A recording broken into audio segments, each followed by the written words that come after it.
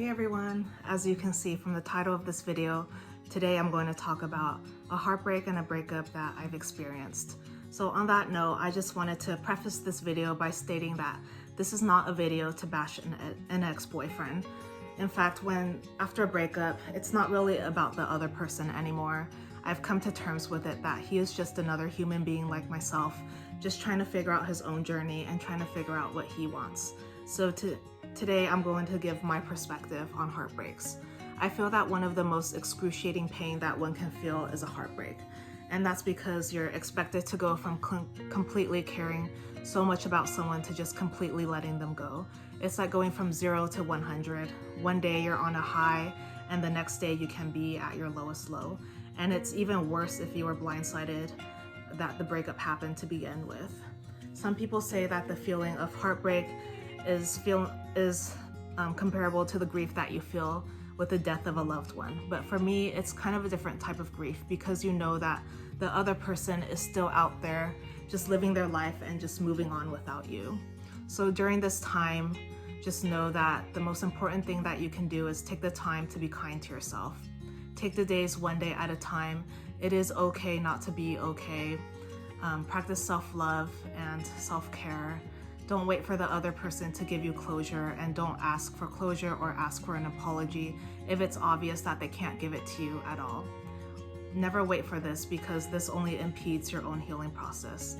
In fact, the most powerful thing that you can do if you were never given closure is to just give yourself closure and move on.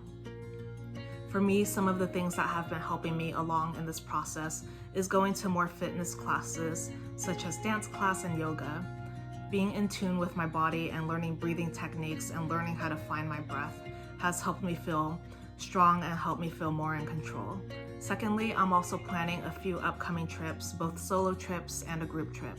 I feel that getting away and seeing a new city and a new country helps put things in perspective and makes you realize that the world is so big and your problems are very minuscule in the grand scheme of everything.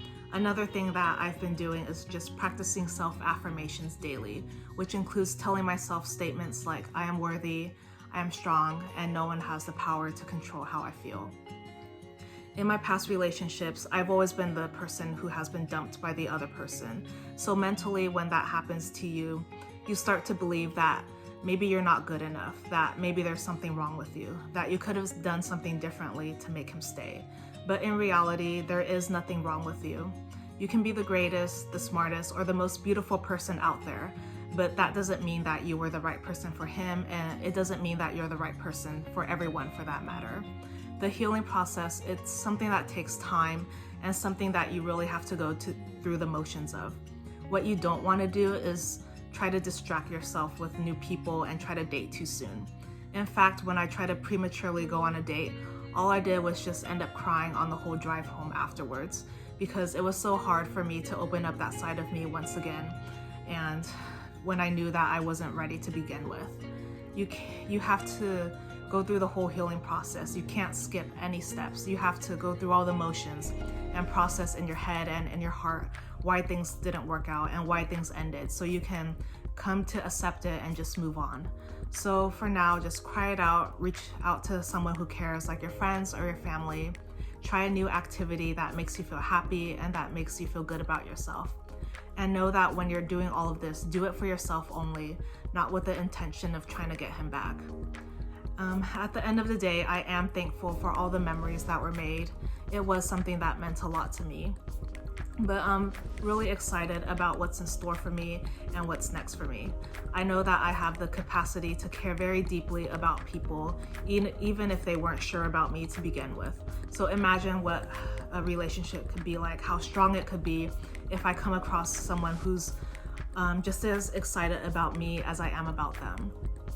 In addition, I'm also excited about my journey to self-love because I know that something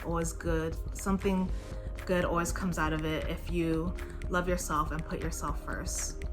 But for now, just take things one day at a time like I'm doing. Some days it will feel like you're taking 2 steps forward, and the next day it may feel like you're taking 1 step back. But tomorrow is a new day, and I promise you that you will be okay. Thank you so much for watching, and I will see you in the next video. Bye.